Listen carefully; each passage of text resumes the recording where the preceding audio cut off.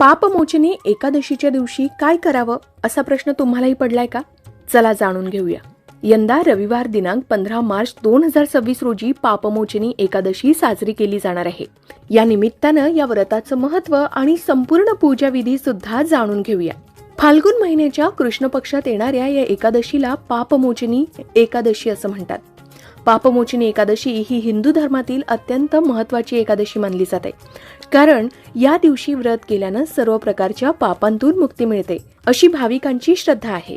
यंदा 15 मार्च रोजी रविवारी पापमोचनी एकादशी आली आहे. त्या निमित्तानं सविस्तर माहिती बघूया. पापमोचनी एकादशी ही भगवान विष्णूच्या उपासनेसाठी समर्पित आहे. आयुष्यात कळत न कळत घडलेल्या चुकांचं प्रायश्चित्त घेण्यासाठी आणि मनाची शुद्धता करण्यासाठी हे व्रत आवर्जून केलं जातं. या दिवशी पूजा कशी करावी आणि पूजेची पूर्वतयारी कशी करावी, तर दशमीचे नियम आहेत.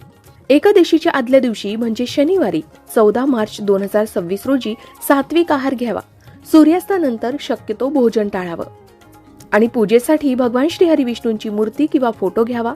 पिवळी फुलं, तुळशीची पानं, धूप, दीप, फळं, पिवळे चंदन आणि पंचामृत इत्यादींची तयारी करून ठेवावी. दुसऱ्या दिवशीचा एकादशीचा पूजाविधी बघूया. ब्रह्ममुहूर्तावर स्नान करावं. स्नानाच्या पाण्यात थोडं गंगाजल टाकावं. देवघरात दिवा लावून हातामध्ये अक्षता आणि पाणी घेऊन व्रताचा संकल्प घ्यावा. म्हणावं, मी माझी सर्व पाप नष्ट व्हावेत आणि ईश्वरी कृपा मिळावी यासाठी पापमोचनी एकादशीचं व्रत करत आहे असा संकल्प करावा. विष्णुपूजेला सुरुवात करावी. भगवान श्रीहरी विष्णूंच्या मूर्तीला पंचामृतानं अभिषेक करावा. त्यानंतर पिवळी वस्त्र आणि पिवळे चंदन अर्पण करावे. भगवान श्रीहरी विष्णूंना तुळशीची पानं अत्यंत प्रिय आहेत. त्याशिवाय पूजा पूर्ण होत नाही.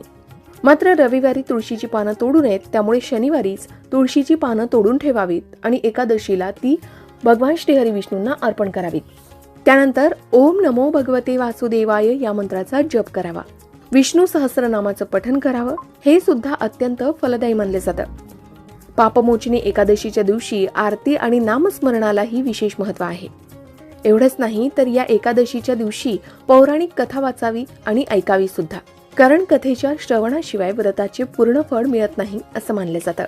पापमोचनी एकादशीच्या उपवासाचे नियम काय, तर या दिवशी पूर्ण उपवास करावा. निराहार उपवास करणं उत्तम मानले जातं. जर शक्य नसेल तर फलाहार करावा. एकादशीच्या दिवशी तांदूळ खाणं वर्ज्य आहे, म्हणून भात खाऊ नये. कोणाचीही निंदा नालस्ती करू नये आणि दिवसभर सात्विक विचार ठेवावेत.